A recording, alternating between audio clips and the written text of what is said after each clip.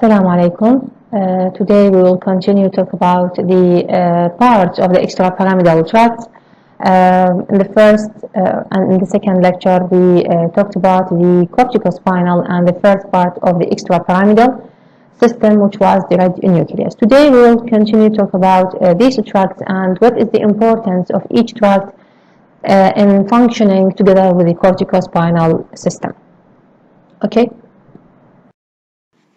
Okay, in this lecture we are going to talk about the reticular formation, the types of reticular formation, projection, and their function. We're also going to talk about the vestibular spinal tract and its main function, and also a few notes about the tectospinal tract. Okay, start first of all, talk about a very important structure called the reticular formation. Okay, what is the reticular formation? It is an interconnecting projection or interconnecting structure containing nuclei that extend throughout the area adjacent to most of the brainstem. As you can see, this is the reticular formation, red in color, and it's like adjacent to most of the brainstem structures from the brain, pons, and to medulla oblongata. Okay, and it's a projecting structure because it's projected to the cerebrum and to other parts, have a projecting neurons to most of the cerebral cortex and even to basal ganglia, and have also a projecting and descending.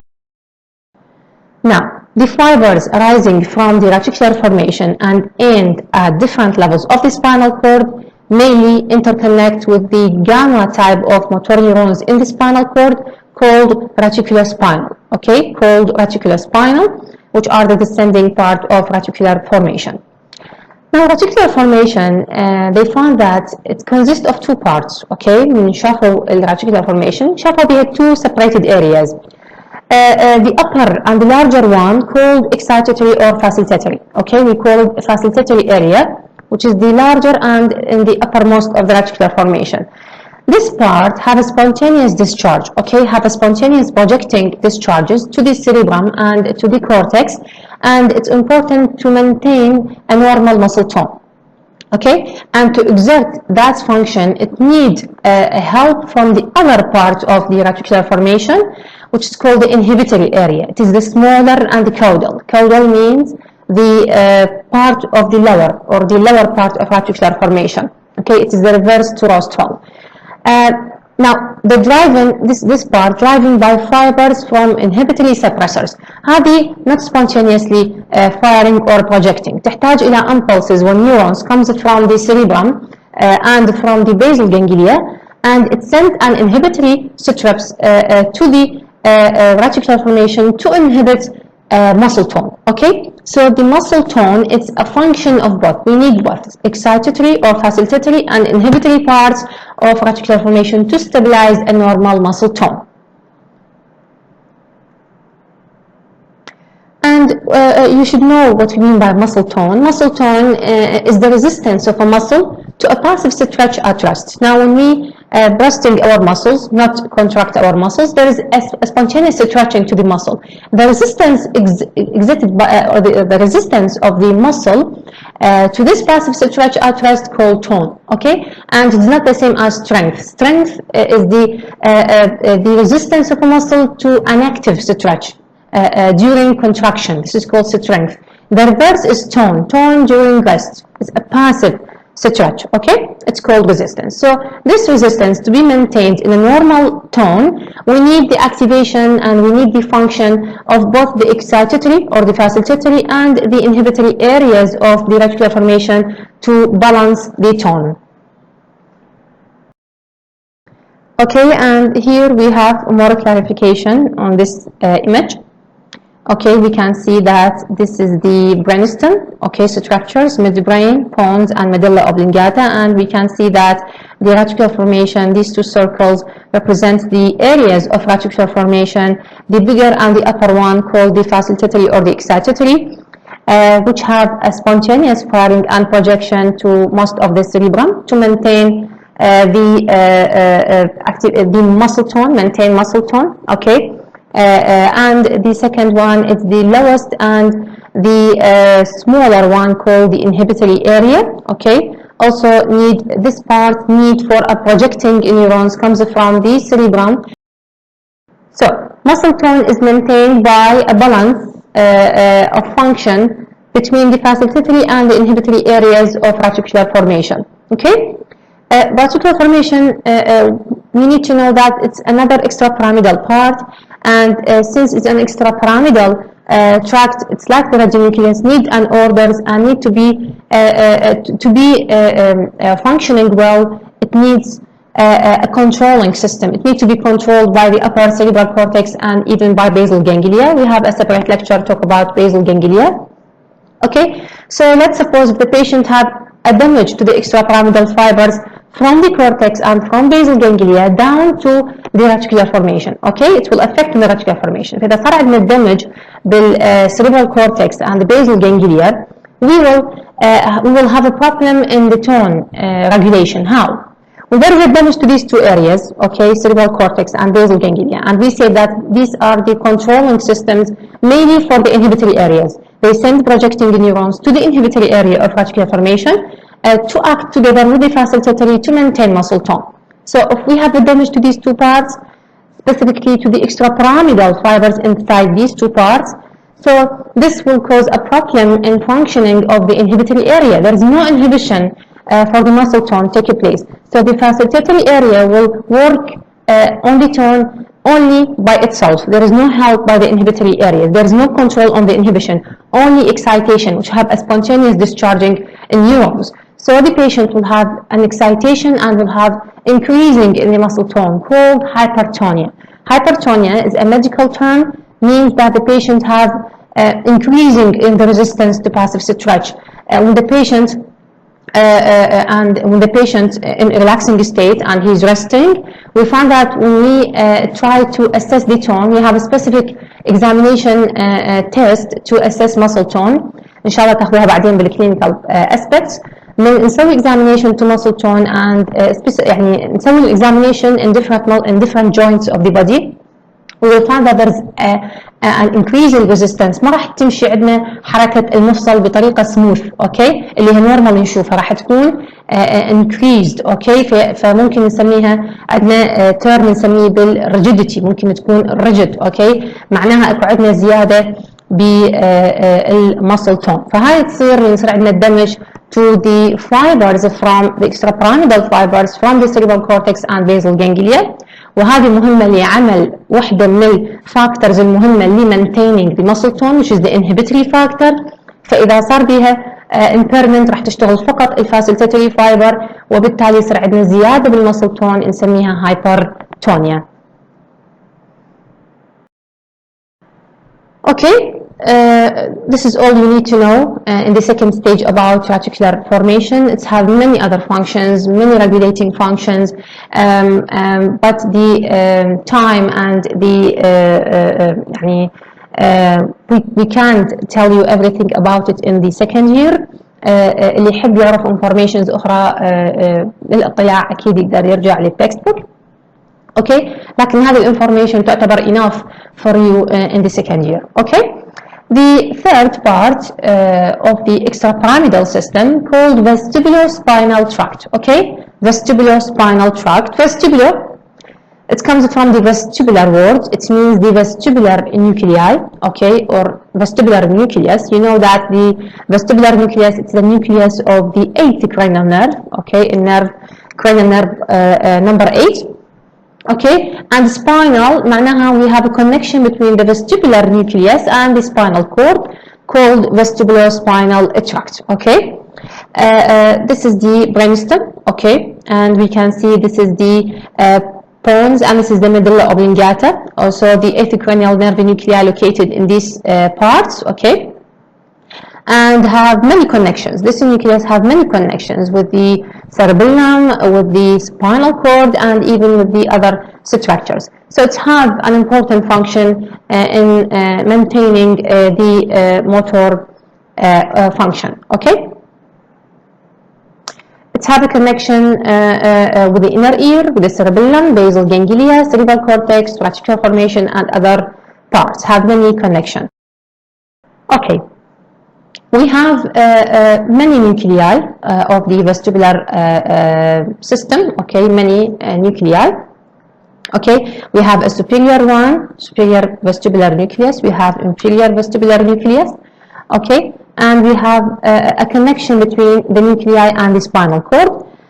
They divide these divisions into two parts, okay. We have the lateral vestibular spinal tract. Lateral vestibular spinal tract is from the lateral and inferior nuclei, okay. This is the lateral nucleus, okay, and this is the inferior. المفروض الانفيريور تكون عندنا هنا موجودة على الجهة الثانية. فالlateral and inferior together form the lateral vestibular spinal tract, okay.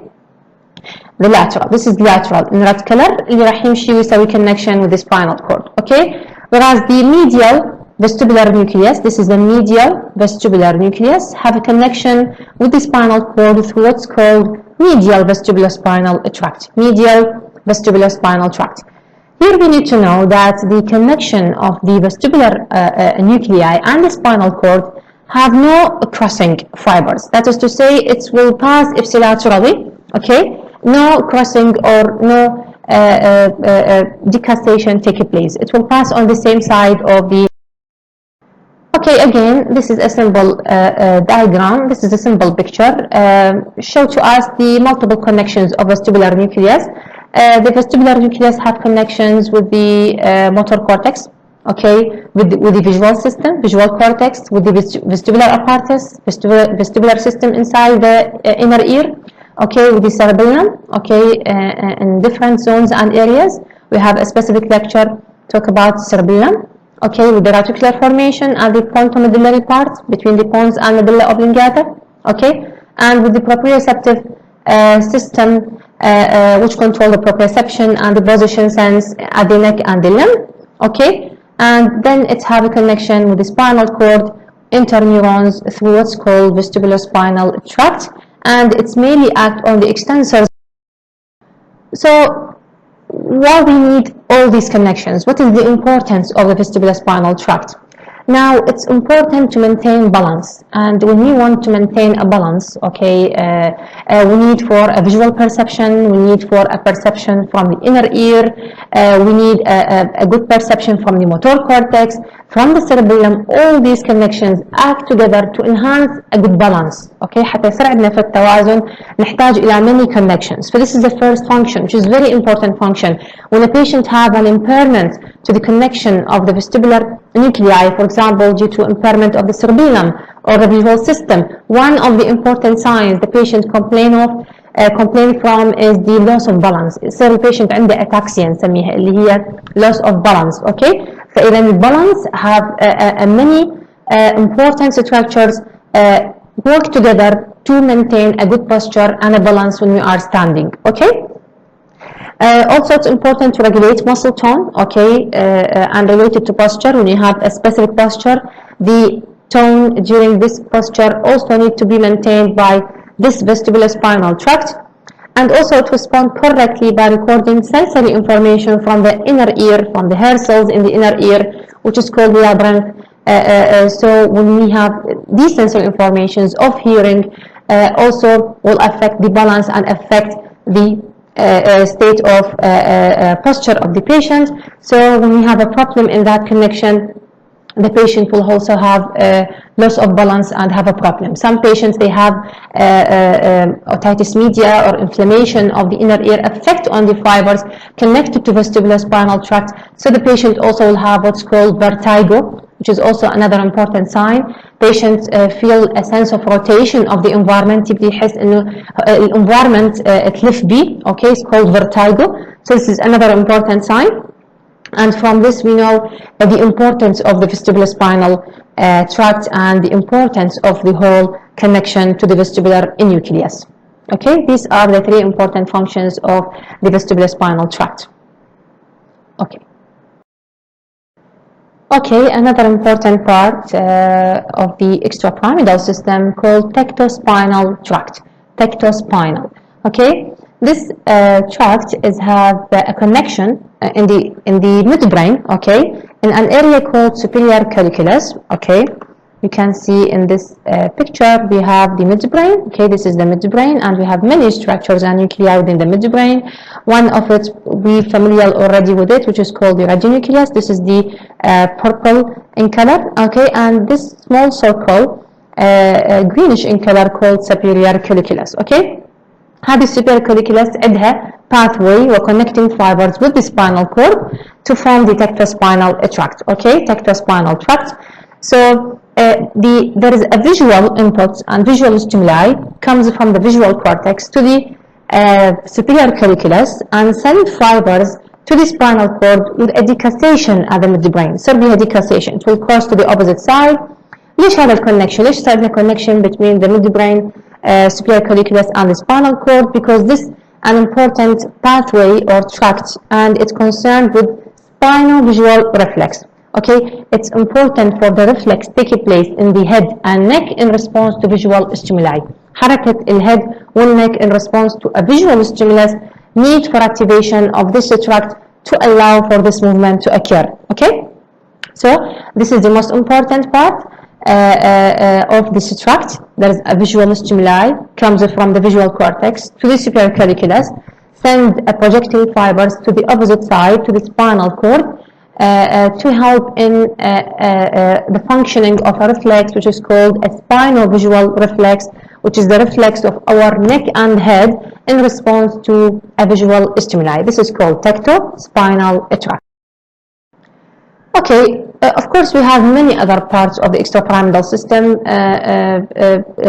but we cannot mention all of them. Okay, نحاول نختصر المحاضرة for you. اللي يعني يحب ياخذ details أكثر موجودة بالتكست بوك، لكن هذه enough بالنسبة لكم كinformation. I will just add one slide which is important in clinical practice. We have reflexes. Okay, we have spinal cord reflexes and we have upper motor neuron reflexes. Okay, when you start in the fourth year and enter to the clinical wards, especially in the neurological wards, and face patients have problems in the corticospinal tract, have problem in the motor system in general, you need to perform the reflexes. Okay, the reflex examination.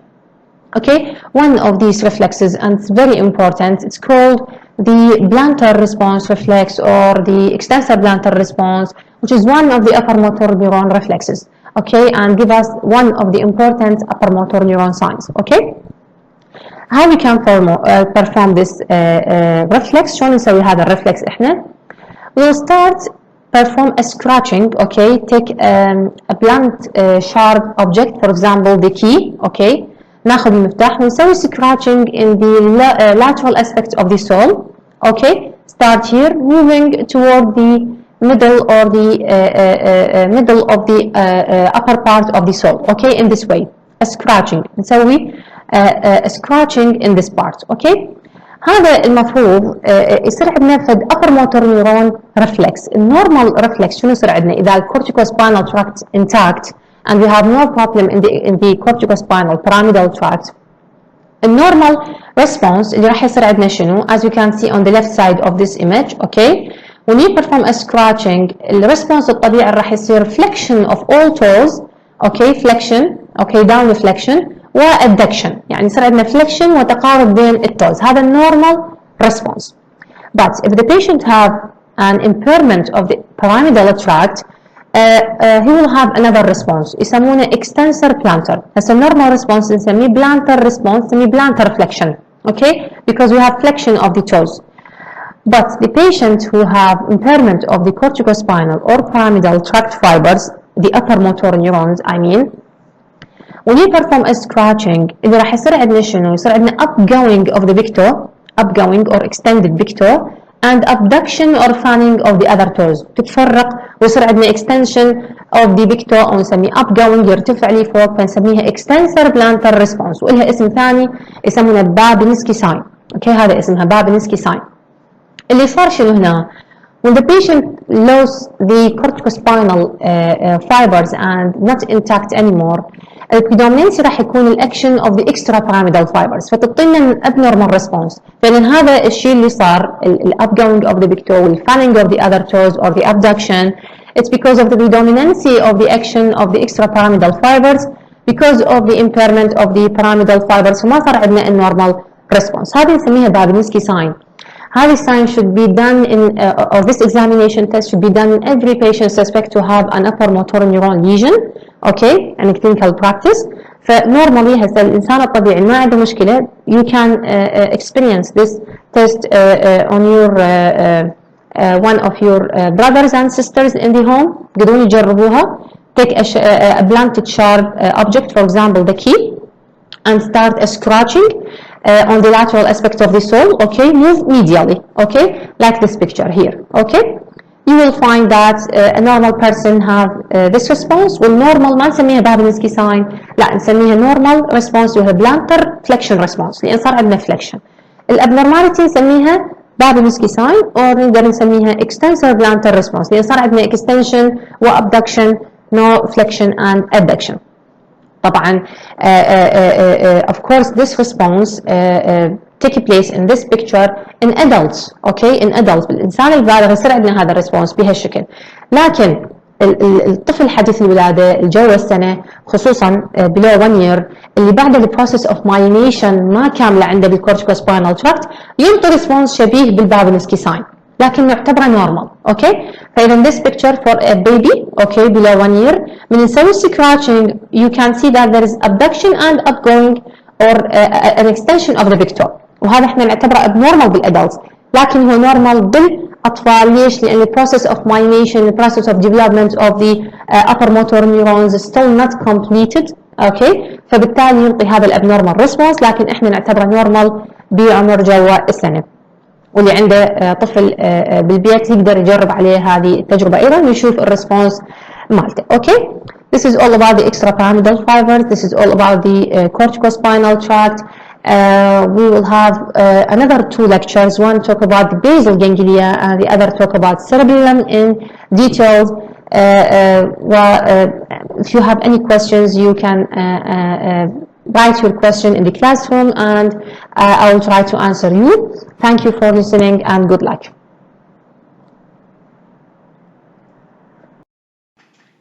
Okay, so in summary, we talked about the following extrapyramidal tract. We talked about the reticular formation. We said that it's a set of interconnected nuclei which are located within the brainstem. It have 2 parts, ascending and descending pathways. And also it have 2 areas, one called facilitatory, which maintain the muscle tone, the other called inhibitory. We also talked about other tract, vestibular spinal tract, which is going to maintain balance, maintain tone during posture, and also it's important for the inner ear sensory information. And also about the tactospinal tract, part of the midbrain, which is important for reflex movement of the neck in response to visual stimuli.